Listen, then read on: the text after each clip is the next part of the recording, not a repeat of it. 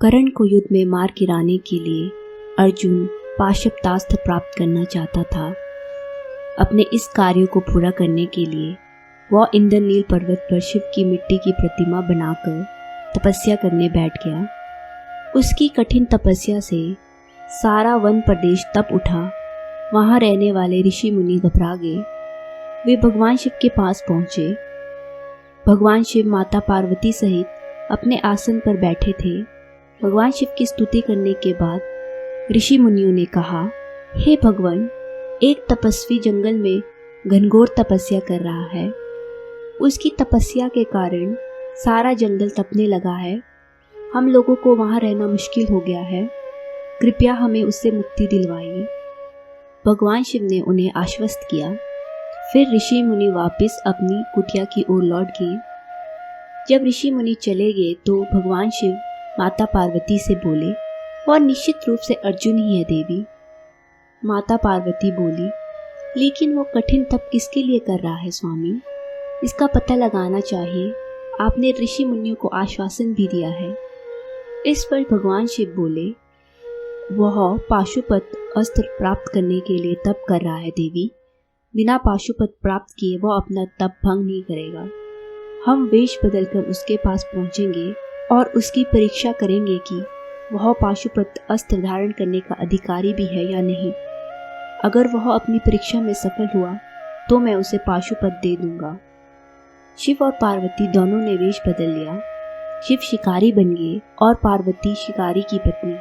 शिव के गणों ने स्त्रियों का वेश धारण कर लिया। कुछ गण पुरुष वेश में भी शिकारी का वेश धारण किए उनके साथ चल पड़े। वे सब उस जंगल में पहुंचे जहां अर्जुन भगवान शिव की तपस्या कर रहा था। निकट ही धरती पर उसके अस्त्र शस्त्र रखे हुए थे। उस वन में एक बड़ा राक्षस रहता था। सारे ऋषि मुनि उससे भयभीत रहते थे। राक्षस ने अर्जुन को अकेले बैठे तप में लीन देखा तो उसने एक सुअर का वेश बनाया और वो सीधा अर्जुन की ओर झपटने को तैयार हुआ। तभी भगवान शिव और माता पार्वती की नजर अर्जुन पर झपटने को तैयार उस सुअर रूपी राक्षस पर पड़ी।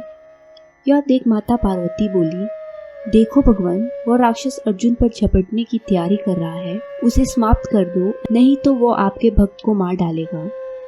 भगवान शिव बोले, वो ऐसा नहीं कर सकेगा देवी।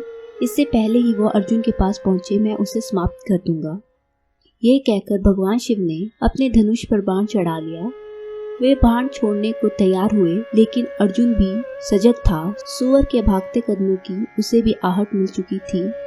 अर्जुन फुर्ती से उठ खड़ा हुआ और अपना धनुष लेकर उस पर बाण चढ़ा दिया। शिकारी रूपी भगवान शिव और अर्जुन दोनों के बाण एक साथ छूटे और सुअर रूपी राक्षस के शरीर में जा घुसे। मरते ही उस राक्षस का मायावी रूप समाप्त हो गया और वह एक पहाड़ की तरह जमीन पर गिर गया। शिकारी बने भगवान शिव के गणों ने जय जयकार करनी आरंभ कर दी। शिकारी और अर्जुन दोनों एक साथ मृत सुअर के पास पहुंचे। अर्जुन मुस्कुराते हुए बोला, निशाना तो तुमने ठीक ही लगाया, परंतु तुम चूक गए। तुमने देर से निशाना लगाया। देखो मेरा निशाना कितना सटीक है। मैंने अपने बाण से सुअर को यमलोक पहुंचा दिया। शिकारी रूपी भगवान शिव बोले, लेकिन यह तो मेरे बाण से मरा है। मेरे सभी साथी जानते हैं कि बाण मैंने पहले चलाया था। सुअर मेरे बाण से मरा है, ना कि तुम्हारे बाण से। तब अर्जुन क्रोध में आकर बोला, बाण मेरा लगा है, सुअर मेरे ही बाण से मरा है, ना कि तुम्हारे बाण से। भगवान शिव बने शिकारी ने फिर गुस्से से भरकर कहा, तो फिर ठीक है, इसका फैसला युद्ध से हो जाए। जो जीता वही इसे मारने का वास्तविक अधिकारी माना जाएगा। फिर दोनों में भयानक युद्ध छिड़ गया। दोनों ओर से तीरों की वर्षा होने लगी। एक बाण छोड़ता तो दूसरा उसी समय उसे काट देता। काफी देर तक ये युद्ध चला। अर्जुन के सारे बाण खत्म हो गए। वह चिंतित होकर सोचने लगा, हैरानी की बात है, मेरे सारे बाण समाप्त हो गए, पर शिकारी को एक खरोंच नहीं आई। यह कैसा चमत्कार है। ये सोच उसने धनुष उठाया और उसकी डोरी से शिकारी को फांस लिया। लेकिन कुछ ही क्षण में भगवान शिव उससे छूट गए।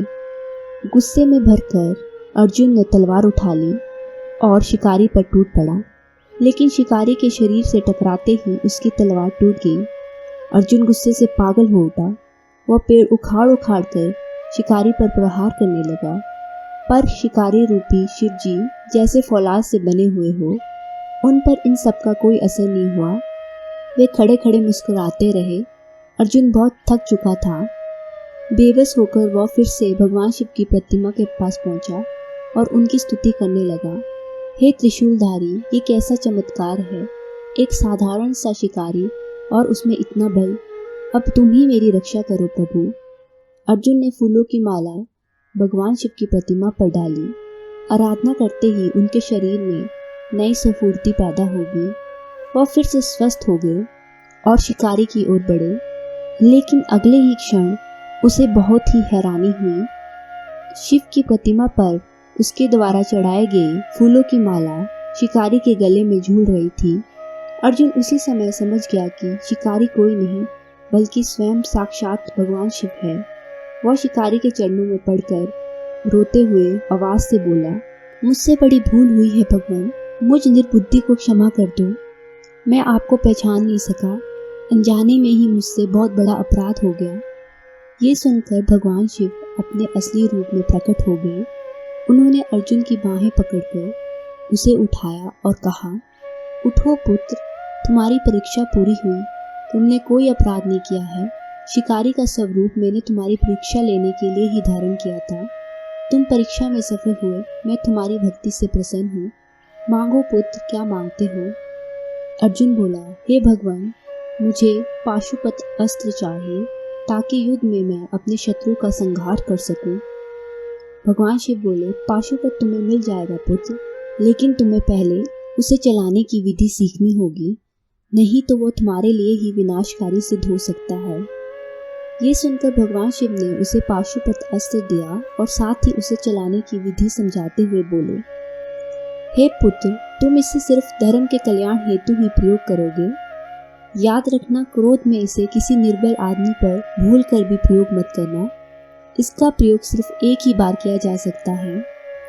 पाशुपत अस्त्र देकर भगवान शिव माता पार्वती के साथ अंतर्ध्यान हो गए और अर्जुन पाशुपत लेकर अपने भाइयों के पास चला गया। बाद में इसी पाशुपत से उसने महाभारत युद्ध में कर्ण का वध किया था। ऐसी ही कहानियाँ सुनने के लिए चैनल को लाइक, सब्सक्राइब और शेयर करें।